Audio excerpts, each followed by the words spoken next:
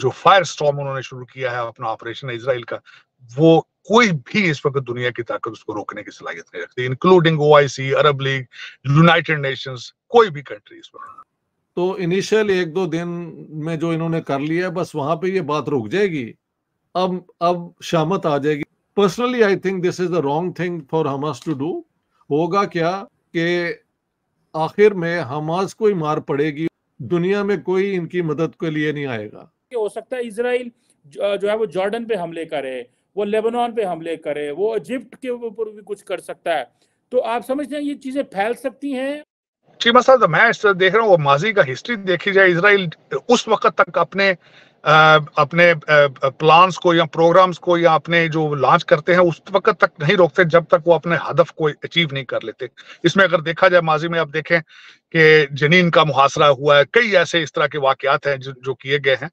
मैं समझता हूं कि इजराइल उस वक्त तक नहीं रुकेगा जब तक अपने अहदाफ को वो सेफ अचीव नहीं करता, बल्कि इस वक्त they are in the mood of revenge and they will take the revenge, will be very bloody.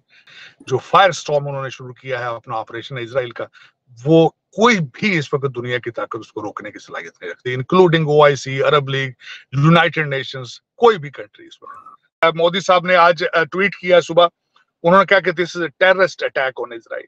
Modi साहब is coming out of the crease, और आज उन्होंने जो कहा है कि it's a terrorist attack on it, और उन्होंने भी उस कैंप को ज्वाइन किया है।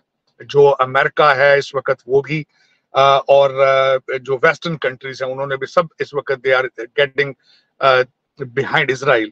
हमारे जो सेक्रेटरी ऑफ डिफेंस हैं उन्होंने बयान दिया है कि हम हर चीज देने के लिए तैयार हैं इजराइल को, अपने आप को डिफेंड करने के लिए।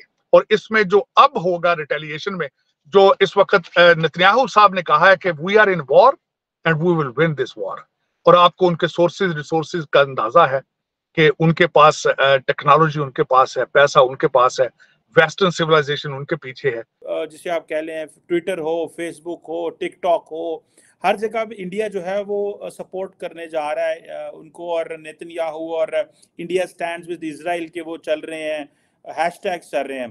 तो ये इसको आप कैसे देखेंगे? इंडिया की जो एक आउटराइट सपोर्ट है, इंडियन मीडिया बड़े लाइव कवरेज दे रहा है और हमास को दहशतगर्द कह रहा है। इजराइल और इंडिया की सबसे बड़ी कॉमन चीजें दो चार सामने आ रही हैं। एक, दोनों को अमेरिकन सपोर्ट हासिल है, और दूसरी सबसे बड़ी बात यह है कि इंफॉर्मेशन टेक्नोलॉजी में दोनों का कोई सानी नहीं है। इस वक्त इजराइल भी हर स्टार्टअप जो है, जो नए बिजनेस स्टार्टअप है, उसमें सबसे आगे इजराइल है, और उसके बाद दूसरे नंबर पर मैं समझता हूँ कि भारत है। भारत की भी जो स्पेशलिटी है वो आईटी है, उनके institute of Indian institute of technology, तो दे हैव मेनी सिमिलैरिटीज।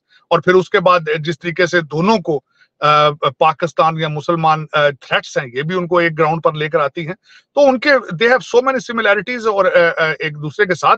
और आज जिस तरह मैंने कहा, आपको बता रहा था कि मोदी जी ने ट्वीट किया है उनके बारे में और भारत उनके साथ खड़ा है, इसमें कोई शक नहीं। वो कह रहे हैं कि we will be standing with them and they should। I2UT को मैंने आपको मिसाल दी है, वो पहले ही they are together in defense agreement और अंडरस्टैंडिंग। और खासकर इस वक्त जो भारत के पास जो लेवरेज है, बिलखसूस ताइवान के हवाले से, इंडो पैसिफिक की और ग्लोबल साउथ के हवाले से, और G20 की जिस तरीके से उन्होंने की है, so they are up there matter of fact। तो इसमें it brings both countries together। मेरे ख्याल में इस वक्त पाकिस्तान की जो लाइन सिर्फ सऊदी अरेबिया से आएगी या यूएई से आएगी, लेकिन India definitely standing with them at the moment आगे रखा है। और दूसरे, इस वक्त कहा है मैंने आपको कि टर्की और ईरान के अलावा बाकी सारी दुनिया उनके पीछे खड़ी है इजराइल के, और consequences will be very hard for the Palestinians. अब जी, अब उसकी जो इमीडिएट बैकग्राउंड ये है कि सऊदी अरेबिया, यूएई, मोरक्को, ये जो मुल्क हैं वो अब इजराइल के साथ बड़ी क्लोज रिलेशनशिप बना रहे थे। तो इसके अंदर अब हमास ने ये क्यों फैसला किया कि जंग करके वो इसको रोक देंगे, ये अब हम क्या कह सकते हैं, क्योंकि जब भी कोशिश हुई है 2014 में हुई थी, तो फिर इजराइल ने बहुत बम्बार्डमेंट की और बहुत फलस्तीनी मारे गए थे। इस दफा भी इनिशियली ठीक है 5000 रॉकेट इन्होंने फायर किए हैं, which is a very high number, और कई इजरायली पता है मारे भी गए हैं। कहा जाता है कि इजरायली सोल्जर्स भी उन्होंने कैप्चर कर लिए हैं। पता नहीं सच्ची स्टोरी क्या है क्या नहीं है। Personally I think this is the wrong thing for Hamas to do. होगा क्या कि आखिर में हमास को ही मार पड़ेगी और गाजा के लोग मारे जाएंगे। दुनिया में कोई इनकी मदद के लिए नहीं आएगा। ईरान सबसे ज्यादा चैंपियन है ना इनका, वो भी नहीं आएगा। Nobody wants a direct war with Israel. A war with Israel means war with the United states. अब तो उन्होंने इसको बिल्कुल हाई स्टेज पे ले गए हैं। तो मुझे लगता है कि वो अब जो एक्शन करेंगे उसमें दुनिया चुप रहेगी और इजराइल अब जो चाहेगा कर लेगा वहां पे। So ultimately who is going to be the winner and who the loser, we can very well imagine. It's so very tragic, honestly very tragic. लेकिन सर जी जी सर, पाकिस्तान की तरफ से जो स्टेटमेंट्स आ रही हैं, पाकिस्तान के चाहे वो पॉलिटिशियंस हो, बिलावल भुट्टो हो गए, आसिफ अली जरदारी हो गए, पाकिस्तान का मीडिया चिल्ला चिल्ला के बताने दिया हम तो फलस्तीन के साथ खड़े हैं। बहुत सी कंट्रीज ऐसी हैं जो कि इजराइल का साथ दे रही हैं, कई बड़ी कंट्रीज। बिल्कुल बयान भी आ गए हैं, मैंने देखा है, वो उनके हक में बयान आ गए हैं। कौन इनके साथ है स्वाए ईरान के और हिजबुल्लाह के? आई डोंट थिंक कोई और इनके साथ आएगा। हाँ, फलस्तीनी जो हैं इधर उधर और बिलावल भुट्टो जिनका कोई ताल्लुक नहीं है वहां पे, हाँ जी, और जरदारी दिस पीपल वो कहते हैं 0 + 0 = 0। इनके दे आर वर्थ नथिंग, कुछ भी नहीं कर सकते। इजराइल इस कॉन्फ्लिक्ट में ज्यादा दुनिया की जो है ना सपोर्ट हासिल कर लेगा।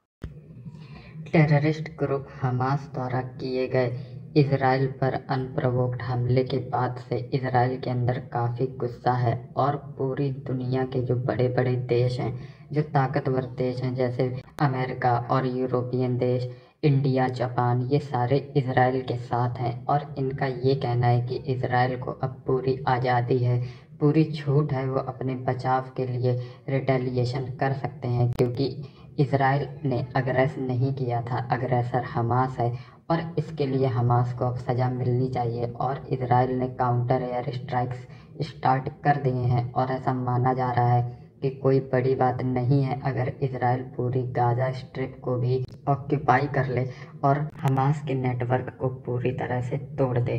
इससे पहले भी हमास इजराइल पर अक्सर रॉकेट से अटैक करता रहता है और हर बार इजराइल काउंटर में एयर स्ट्राइक्स करता है और हमास के नेटवर्क को तहस नहस करता है। लेकिन इस बार थोड़ा सा मामला डिफरेंट है क्योंकि इजराइल ने इस बार साफ शब्दों में बोला है कि वी आर एट वॉर और इस वॉर को हम हर हालत में जीतेंगे। तो कोई बड़ी बात नहीं है कि इजराइल इतिहास का सबसे बड़ा हमला करे गाज़ा पट्टी पर और गाज़ा पट्टी का जो नक्शा है वो पूरी तरह से चेंज कर दे या फिर गाज़ा को दुनिया के नक्शे से ही मिटा दे।